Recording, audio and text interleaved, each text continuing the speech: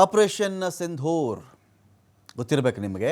ಈ ಒಂದು ವಿಚಾರ ಬಂದಾಗ ಈ ಪಾಕಿಸ್ತಾನದ ನೂರ್ ಖಾನ್ ಏರ್ಬೇಸ್ ಅಂತ ಜಾಸ್ತಿ ಕಿವಿಗೆ ಬೀಳ್ತಾ ಇತ್ತು.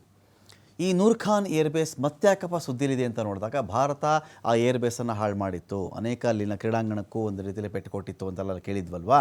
ಇದೀಗ ಅದೇ ಪಾಕಿಸ್ತಾನದ ಮೇಲೆ ಅಫ್ಘಾನಿಸ್ತಾನ ಭೀಕರ ದಾಳಿ ಮಾಡಿರೋದಿಲ್ಲಿ ಸೇಮ್ ನೂರ್ ಖಾನ್ ವಾಯುನೆಲೆಯನ್ನು ಧ್ವಂಸ ಮಾಡಿ ಹಾಕಿದೆ ಅಫ್ಘಾನಿಸ್ತಾನಕ್ಕೂ ಪಾಕಿಸ್ತಾನಕ್ಕೂ ಹೊತ್ಕೊಂಡಂಥ ಬೆಂಕಿ ಆರುವ ಲಕ್ಷಣವೇ ಕಾಣಿಸ್ತಾ ಇಲ್ಲ.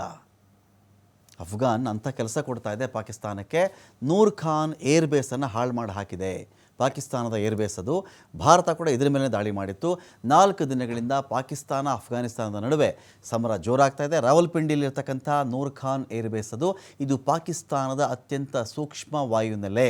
ಕ್ವೆಟ್ಟಾ, ಖೈಬರ್ ಪಂಕ್ತುಂಕ್ವಾದಲ್ಲೂ ಕೂಡ ಅಫ್ಘಾನ್ ದಾಳಿ ಜೋರಾಗಿದೆ.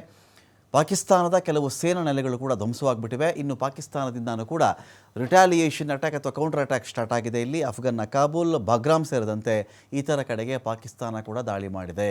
400ಕ್ಕಿಂತ ಹೆಚ್ಚಿನ ಅಫ್ಘಾನ್ ಹೋರಾಟಗಾರರು ಸಾವನ್ನಪ್ಪಿದ್ದಾರೆ ಈ ಒಂದು ದಾಳಿಯಲ್ಲಿ.